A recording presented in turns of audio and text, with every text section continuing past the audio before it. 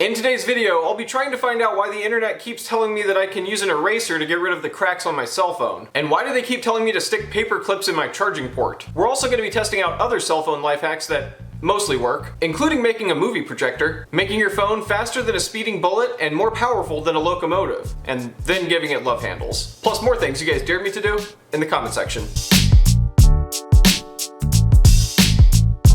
In the last video, I told you guys to tell me what you would do with $1 million, and your answers were really awesome. Some were kinda scary, but most seemed really smart. But since you guys came up with so many comments, I thought I'd ask another question. What is something that you regret not doing? It can be something you made up or something that really happened to you. I'm gonna be picking my favorite 10 and featuring them in the next video. And if you wanna leave a dare, I'll definitely still be doing those, so make sure to leave it in the comments and we'll get this thing going. For this next part in today's video, what I'm gonna be doing is creating a love handle for your phone. Now if you're like me, you probably have enough love handles. I actually didn't even know what these things were called when I first put it on my phone, but I've used them a lot ever since. They're perfect for when you're laying in bed and you're on your phone, or if you're recording something and you wanna really make sure you don't drop it, but mine have gotten a little bit stretched out. And there's a popular life hack going around saying that you could use a watch band for a love handle. So I have this stupid watch here that I really don't like, and I'm gonna take the strap off and try to put it on my phone. I'm expecting this one to work, so I guess it's just kind of a bonus that I needed one anyways. So the first thing I need to do is peel these things off of my phone.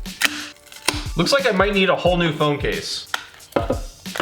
So that doesn't look too pretty, but since I have the hot glue gun out, I might as well just fix that while we're here. If you can't tell, I kind of abuse my phone a lot, but that's okay. As long as you have a hot glue gun, everything's gonna be okay. I'm gonna remove the watch band. That was pretty easy. So I'm just gonna apply a bunch of hot glue directly onto the watch band and stick it to the phone. And I'll add on just a little extra to be sure it stays. Same thing for this side. Very important to make sure it lines up perfectly. Okay, now I'm gonna slide my phone back in. And it works. I broke it shortly after that, but you might have better luck. Moving along. For this next life hack, I'm going to be taking on a project that is probably way beyond my capabilities. So in a recent video, I made a cell phone case using nothing but a hot glue gun, and I figured since this video is all about cell phone life hacks, I should probably try that again and do a much better job this time. The last one I made, I did not use the right type of paper, so it actually had cling wrap built into the design. Not as I intended, but we made the best of it. This time, instead of wrapping my phone in saran wrap, I'm going to be using this, which is parchment paper. This probably won't stick to the hot glue as well, which is good. But I'm also going to be trying to make a Superman cell phone case. Not really that big of a Superman fan, but that's just the colors that we got. That being said, I'm not much of an artist, and I'm not really good at using this hot glue gun, but I'm going to try my best, and I think it's probably going to turn out okay. Fingers crossed. So the first step is to find a Superman logo, which I did pretty easily. And the next step is just to trace it.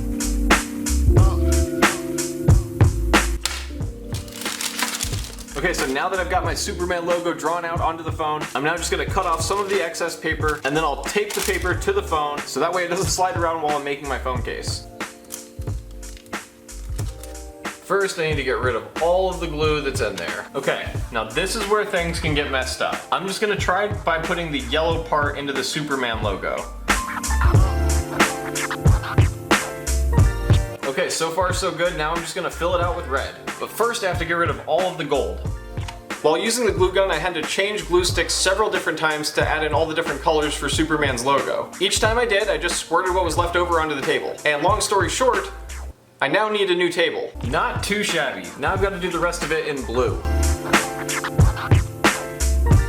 Okay, so we are running out of blue glue sticks, so I'm gonna have to just hope the rest of this works out, but then I'll switch to silver. Well, that's done, and this phone case looks absolutely amazing. I cannot believe that's even something that I made myself. I'm sure that if people see me out with this, and people are gonna see me out with this, they would not think that I made this myself. Well, maybe they would. But either way, I'm just pretty happy with the way this came out. Now, hopefully, it actually comes off the phone and doesn't break in the process, but the other one that I made came out pretty good, so fingers crossed this one works out okay. Okay, the phone's out and the case is still intact. So far, so good. And it's It's done! Look at that! That's amazing! And it actually looks like a Superman logo. I mean, it's a very arts and craftsy type of Superman logo, but it is still a Superman logo. And I've got room for the buttons cut out over here, and it snaps in pretty easy, and it's snug on there. I've actually paid money for cell phone cases that did not fit that well. I was at the dollar store earlier, which is where I got these glue sticks, and they had cell phone cases there for $1, but I would much rather have this. It's custom, it probably provides a lot more protection, and I've still got a few glue sticks left over to make something else, which I kinda hope I don't have to because I've been using glue sticks for a lot of stupid stuff recently. That being said, I'm actually going to use this on my phone. I see no reason not to. And now, we'll be on to the next life hack. For this next life hack, what we're gonna be trying to do is make a projector out of a shoebox, a cell phone, and a magnifying glass. I just bought this magnifying glass today, or whatever, let's just get started. This is the shoebox I'll be using. Now what I'm gonna wanna do is trace out exactly where I'm gonna put this onto the shoebox and then cut it out. And because this box and this magnifying glass are definitely both not perfect for this job, I'm gonna be covering up any unwanted holes with masking tape. And this will serve as the brace for my phone. So I have everything set up here, almost, and I'm pretty sure this isn't gonna work. Life hacks are lies, for the most part. I try to point out the ones that do work, but we'll take a look at some of the ones that don't, especially seeing as how this one's probably going to be entering that category soon. This might take some adjusting, but if it works, it's worth it. Turned up brightness to max.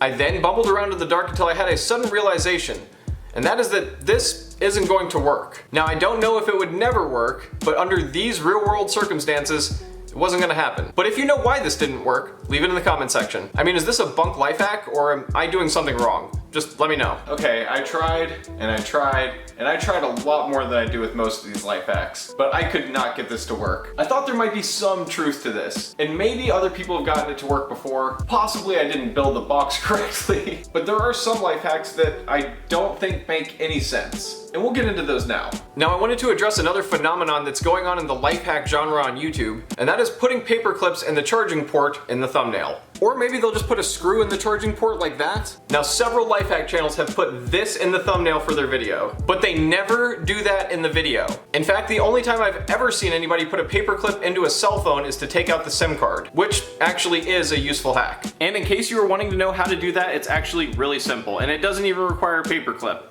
I'm gonna be using a toothpick. If you have an iPhone, there's a small hole on the side of it, and if you take a paper clip or a toothpick and press it into the hole, it pops out. Then once you have an open SIM card port, you can swap it out for another SIM card if you want to change your phone's phone number. Or like say if you have a work phone and the phone breaks, but you need to be able to answer your boss's call, just pop the SIM card out and put it into another phone. It does need to be the same service provider, otherwise you're gonna need to make some alterations to your SIM card. But either way, knowing how to do that can definitely save the day if you're having some sort of a cell phone emergency. And when you're done having an emergency, just pop it back into the phone like that, and you're ready to go.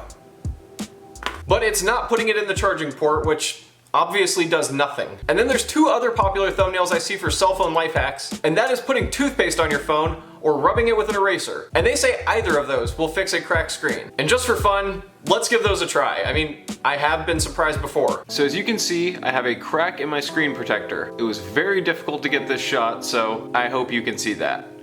There's actually another crack similar just below it, which is also very difficult to see. Now the internet wants you to believe that you can just erase this right off. They even go as far as to say it would work on the screen itself, which is a much more complicated piece of glass than the screen protector. I've seen some life hack videos recommend using a normal pink eraser, while others recommend a different kind of eraser that you'll never be able to find anyways. I should point out that not every video directly says that you can erase a crack off of your phone screen, but it's just heavily implied by the thumbnail. If you watch the video, it actually has nothing to do with that most of the time. Not like there's a difference or anything, but I figure since I do have a crack in my screen protector, we'll give this a shot anyways. This is about as fine of a crack as you could possibly imagine. I'm sure you can't even see it right now, but after I'm done, we'll check it out and see if it worked. Now, of course, doing that leaves a lot of smears on the phone, so I'm just gonna wipe it off with my shirt, so that way if the crack is still there, we can see it. And as you can see, the crack is still there. But that's not the only stupid thing that the internet says you can do to get a crack off of your phone screen. They also recommend using toothpaste. And as much as I don't want to glob toothpaste all over my phone right now, I guess we'll give it a shot.